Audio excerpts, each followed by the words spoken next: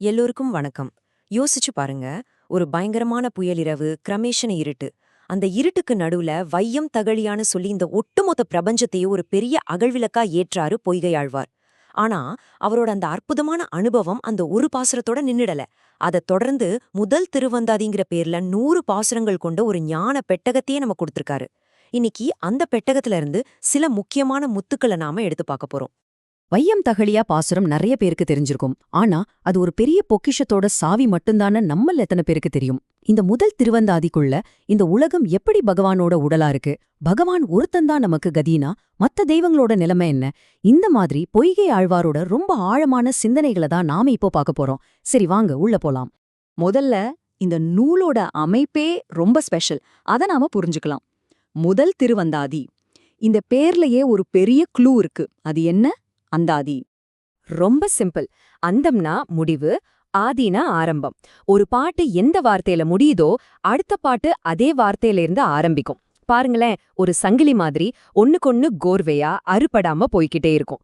என்ன ஒரு அற்புதமான கவிதை உத்தி! ஆனா இது சும்மா ஒரு வார்த்தை விளையாட்டு இல்ல. இதுக்குள்ள ஒரு ஆழமான தத்துவம் இருக்கு. பகவான பத்தின நம்ம சிந்தனை ஒரு செகண்ட் கூட நிக்கக்கூடாதுங்கிறது தான் இதோட நோக்கம். ஒவ்வொரு பாசுரமும் ஒவ்வொரு உணர்ச்சியிலிருந்து பொறுக்குது. சில சமயம் ஆச்சரியம், சில சமயம் அன்பு, சில சமயம் தவிப்புன்னு எல்லாம் கலந்து ஒரு பக்தி வெள்ளமா ஓடுது. சரி, இப்போ பாடல்களுக்குள்ள என்ன இருக்குன்னு பார்க்கலாம். ஆழ்வார் ஒரு ரொம்ப ஆழமான கேள்வியோடு தான் ஆரம்பிக்கிறாரு. அந்த பகவானோட எல்லையே இல்லாத லீலைகளை யாரால அளந்து சொல்லிட முடியும்? நம்ம புத்திக்கு ஒரு பழக்கம் இருக்கு பாருங்க. எல்லாத்தையும் ஒரு கணக்குக்குள்ள, ஒரு வட்டத்துக்குள்ள அடக்கணும்னு நினைக்கும். ஆனா ஆழ்வார் என்ன சொல்றாருன்னா, அந்த பரமனோட செயல்களை நம்ம அறிவாலேயோ அறிவியலாலேயோ முழுசா அளக்கவே முடியாதுப்பா.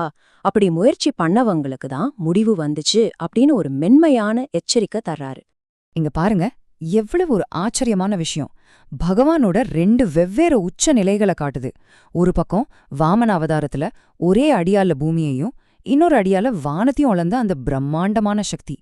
இன்னொரு பக்கம் அதே பகவான் கண்ணனா வந்து ஒரு துளி வெண்ண திருடினதுக்காக அம்மா யசோத கட்டின ஒரு சின்ன கயிற்றுக்கு கட்டுப்பட்டு நிக்கிறான்.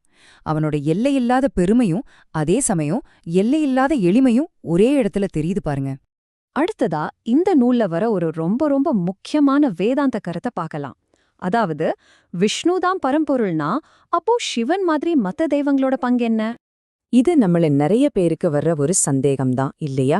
இந்த கேள்விக்கு ஆழ்வாரே ஒரு தெளிவான பதில தர்றாரு. ஆனா ஒண்ணு, இத நாம தப்பா புரிஞ்சுக்க கூடாது. இது எந்த தெய்வத்தையும் குறைச்சு மதிப்பிடுறதுக்காக இல்ல, ஒரு தத்துவ தெளிவுக்காக மட்டும்தான். ஆழ்வார் நேரடியாவே ஒப்பிடுறாரு. விஷ்ணுவோட இருப்பிடம் குளிர்ந்த நீர், சிவனோடது கடினமான பாறை. ஒருத்தர் காப்பவர், இன்னொருத்தர் அழிப்பவர். ஒருத்தரோட ஆயுதம் சக்கரம், இன்னொருத்தரோடது சூலம். ஒருத்தர் குளிர்ச்சியான கார்மேகம் மாதிரி, இன்னொருத்தர் கொழுந்துவிட்டு எரியிற நெருப்பு மாதிரி. இந்த ஒப்பீடு எதுக்குன்னா ஒரு தெளிவுக்காக மட்டும்தான். சோ இங்கேதான் முக்கியமான பாயிண்ட் வருது. சிவன் உட்பட மத்த எல்லா தெய்வங்களும் எல்லா சக்திகளும் அந்த பரம்பொருளான விஷ்ணுவோட பிரம்மாண்டமான உடலோட ஒவ்வொரு அங்கம். நம்ம உடம்புல கை, கால், கண், காதுன்னு ஒவ்வொரு உறுப்பும் ஒவ்வொரு வேலை செய்யற மாதிரி தான். அதனால மரத்தோட கிளைகளை வணங்காம அதோட ஆணி வேரான அந்த பரம்பொருளை பிடிச்சுக்கோங்கன்னு சொல்றாரு ஆழ்வார். சரி, இதுவரைக்கும் நாம பார்த்த விஷயங்களை ஒரு தடவை தொகுத்து பார்க்கலாமா? இதிலிருந்து நமக்கு கிடைக்கிற முக்கியமான செய்தி என்ன? நாம என்னென்ன கத்துக்கிட்டோம்? முதல் திருவந்தாதியோட அந்தாதிங்கிற அற்புதமான வடிவத்தை பார்த்தோம். பகவானோட லீலைகளுக்கு அளவே இல்லைன்னு வாமன அவதாரம் மூலமா புரிஞ்சுக்கிட்டோம். எல்லா தெய்வங்களும் அந்த ஒரே பரம்பொருளோட அங்கங்கம் தான்னு ஒரு வேதாந்த தெளிவு கிடைச்சுது. கடைசியா அந்த பிரபஞ்சத்தையே அளந்த பரமன் ஒரு அம்மாவோட அன்பு கயிற்றுக்கு கட்டுப்பட்டான்னு அவனோட கருணையோட ஆழத்தை உணர்ந்தோம். இதுதாங்க இந்த நூலோட அழகு. இது ஒரே நேரத்துல ஒரு ஆழமான வேதாந்த நூலாவும் இருக்கு, ஒரு அழகான கிராமத்து கதை புத்தகமாவும் இருக்கு. நம்ம பயணம் இதோட முடியல. அடுத்த பகுதியில பொய்கை ஆழ்வார் நம்ம ஐம்புலன்களை எப்படி அடக்கிறது, சம்சாரங்கிற பெரிய கடலை எப்படி நீந்தி கடக்கிறது, கடைசியா சரணாகதிங்கிற அந்த ஒப்பற்ற வழிய பத்தி என்ன சொல்றாருன்னு இன்னும் ஆழமா பார்க்க போறோம். இந்த விளக்கு உரைய இவ்ளோ நேரம் பொறுமையா கேட்டதுக்கு ரொம்ப நன்றி. ஞானகோஷ் ஒரு பன்மொழி ஆன்மீக தளம். இங்க நாங்க தமிழ், ஆங்கிலம், ஹிந்தி, மராத்தி, குஜராத்தி, மலையாளம், பெங்காலி இப்படி பல மொழிகள்ல சனாதன தர்மத்தோட பொக்கிஷங்களை பகிர்ந்துக்கிறோம். இன்னும் நிறைய மொழிகள் வர இருக்கு.